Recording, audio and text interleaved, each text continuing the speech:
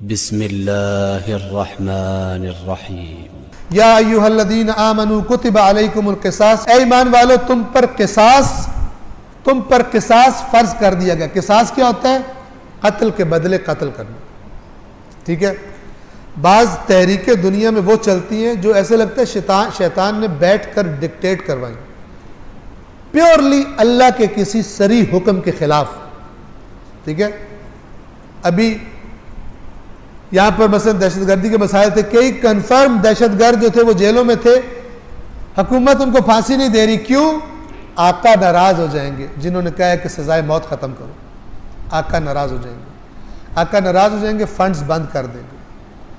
जो आका है, आका वो है जिसकी बात मानी जा रही है। आका वो है, ये नहीं है कि आका हमारा मदनी आका है, बात हमने अमरीकी आका की मानी, ये नहीं। आका वही है जिसकी बात मानी जा रही है। अगर अल्लाह का डर है तो फिर जिसका ज्यादा डर है उसके अजाब से डरो।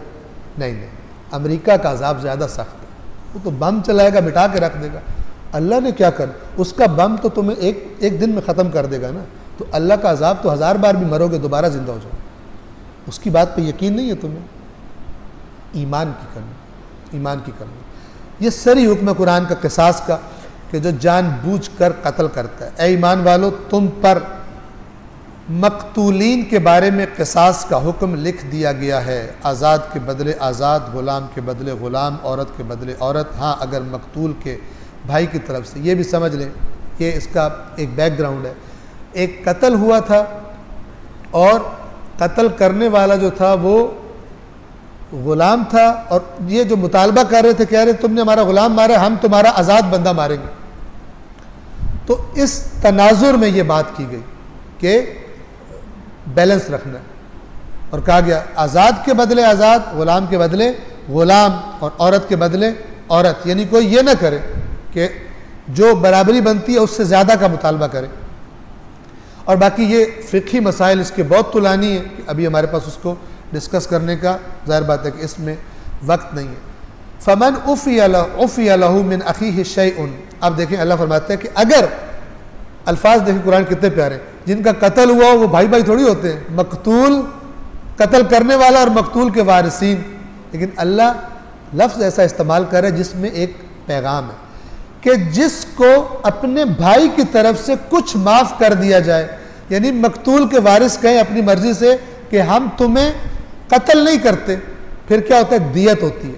इसको अल्लाह कह रहा है जिसको अपने भाई की तरफ से कुछ माफ़ कर दिया जाए, तो अब जिसने मुतालबा करना है वो भी अच्छे तरीके से करे, और जिसने अदा करनी है वो भी अच्छे तरीके से अदा कर। ना तो मुतालबे वाले तंग करें, और ना जिसने देनी है दियत वो कहे कि फांसी तो बच गई है, अब सारी उम्र फिर मेरे पीछे फिरो, दियत ले सकते हो तो लेकर दिखा दो। अल्लाह ने दोनों को मना किया। अगर वो तुम्हें माफ़ कर रहे हैं, अब तुम्हारा हक बनता है अच्छे तरीके से तुम अदा करो, और उनका फ़र्ज़ है कि अच्छे तरीके से मुतालबा करें। यह तुम्हारे रब की तरफ से तख़फ़ीफ़ है, वही तख़फ़ीफ़ यानी कंसेशन है, और रहमत है। तो जो इसके बाद इस हद से तजावुज़ करेगा उसके लिए दर्दनाक अजाब, उनके लिए भी दर्दनाक अजाब है कि जो सजाए मौत को ख़त्म करे। सिर्फ उसके लिए नहीं है, अल्लाह कह रहे तुम्हारे लिए किसास मैंने लिख दिया। आज कोई आकर कहे अमेरिका ने डिमांड की है कि रोज़ा ख़त्म करो, खबरदार रोजे रखे तो वरना हम एड नहीं देंगे, IMF कर्जा नहीं देगा, रोजा बंद करो, कर देंगे रोजा बंद। बिल्कुल उसी तरह सजाए मौत खत्म करो, कोई फर्क नहीं। कुतिबा अलैकुमुल किसास, कुतिबा अलैकुमुस सियाम, फर्क ही कोई नहीं।